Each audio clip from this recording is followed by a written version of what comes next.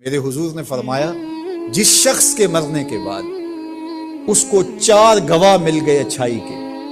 لوگوں نے کہا یہ بڑا اچھا آدمی تھا، صرف 4 گواہ مل گئے، تو فرمایا کہ اللہ اس کو غفران و رحمت کے پردوں میں ڈھانپ لیتا ہے، اس کی بخشش و مغفرت ہو جاتی ہے، اس کو جنت عطا کر دی جاتی ہے۔ حضرت عمر تھے، عرض کی یا رسول اللہ صلی اللہ علیہ وسلم، میرے ماں باپ آپ کو قربان ہوں،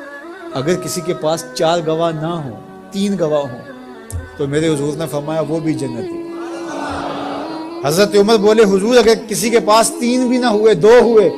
میرے حضور نے فرمایا وہ بھی بخشا گیا۔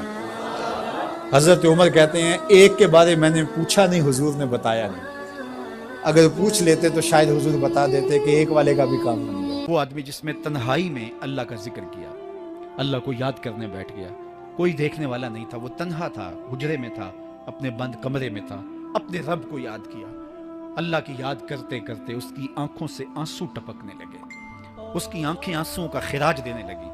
تو میرے اور آپ کے آقا و مولا نے فرمایا کہ یہ آنسو اتنے قیمتی ہیں، ان آنسوؤں کے بدلے میں قیامت کے دن اسے عرش الہی کا سایہ نصیب ہوگا، عرش الہی کا سایہ اسے نصیب ہوگا ان آنسوؤں کے بدلے میں۔